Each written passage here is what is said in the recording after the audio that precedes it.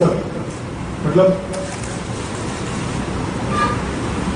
पूरे देश में 5 राज्यों में चुनाव होगा।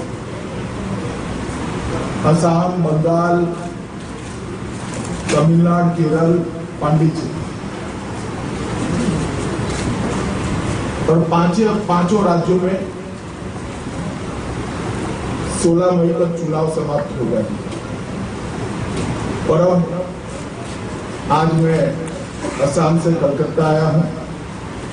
बंगाल के अंदर भी आने वाले दिनों में चुनाव होने वाला है। बंगाल की परिस्थिति बड़ी विशिष्ट परिस्थिति है। एक जमाना था कि हर क्षेत्र में बंगाल देश का नेतृत्व करता था। देश के जीडीपी का 25% कंट्रीब्यूशन बंगाल का था जब हम आजाद हुए।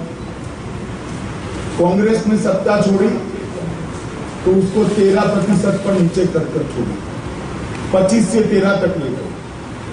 कम्युनिस्टों ने अपने शासन में 13 से 4% पर ले गया। और ममता जी के पास जब शासन आया तो न केवल बंगाल, पूरे देश को आशा थी कि बंगाल फिर से अपना गौरव प्राप्त कर सकेगा। मगर परिवर्तन के नारे के साथ आई हुई ममता जी ने पतन के दिशा में बंगाल को ले जाने का काम किया। आज भी उसका कंट्रीब्यूशन जीडीपी में 4% पर सीमित हुआ है। हमें आशा थी कि ममता जी के आने के साथ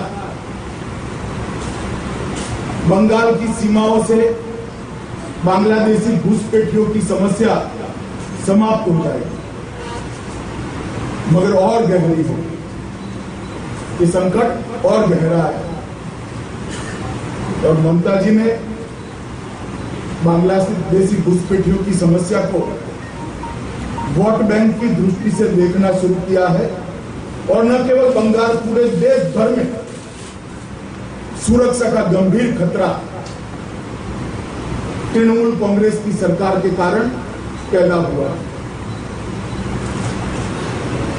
मित्रों, ये सरकार जो है, मुझे कहने में कोई झिझक नहीं है कि 34 साल के वामपंथी शासन का परछाई ये 5 साल में ममता दीदी ने बंगाल को भेंट दिया।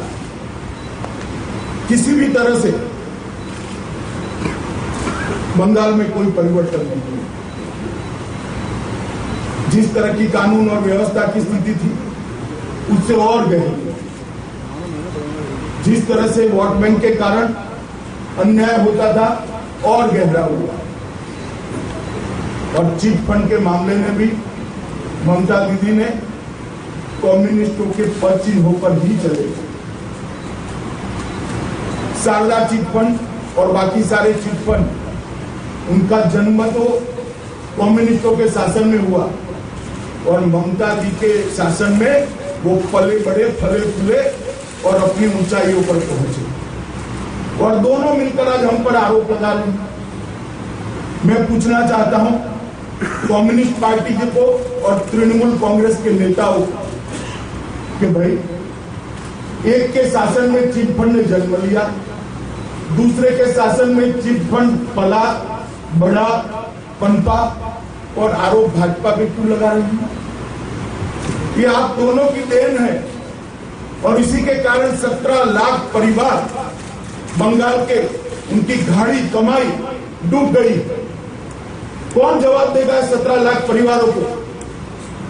ये गरीब परिवार जो पसीना बहाकर कमाए थे, अपनी बेटी की शादी के लिए, अपने बुढ़ापे के लिए जो इन्वेस्ट किए थे, वो पैसे आज कहां गए?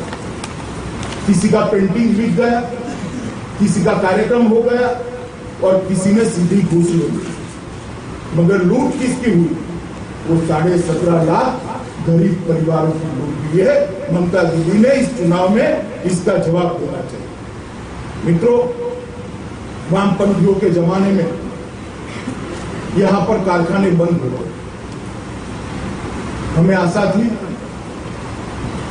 कि ममता जी के परिवर्तन के नारे में यहाँ परिवर्तन दिखेगा, मगर कारखाने तो ममता दीदी के शासन में लगे थोड़े बहुत, मगर बम बनाने के कारखाने लगे, उद्योग नहीं लगा। ये बम बनाने के कारखाने जो ममता दीदी के समय में लगे हैं, उससे आज पूरा बंगाल आतंकित। रविंद्र संगीत जहां पर सुनाई पड़ता था, वो रविंद्र संगीत बम के धमाके में समाप्त हो गया। जहां पर कला थी, वहां पर आज बम के धमाके सुनाई पड़ते हैं। बंगाल के अंदर परिवर्तन के नाम पर एक पतन की कहानी जो ममता दीदी ने लिखी है, बंगाल की जनता को मैं अपील करने आया हूं कि आज ममता दी गली गली गांव गांव घूमकर फिर से जनादेश मांग रही है। उस वक्त बंगाल की जनता उनसे हिसाब पूछे कि 5 साल में आपने क्या किया था। मां माटी मानुष के नारे के साथ आई हुई एक तृणमूल सरकार भय, भूख और भ्रष्टाचार के नारे में कैसे तब्दील हो, इसका जवाब बंगाल की जनता ने मांगना चाहिए।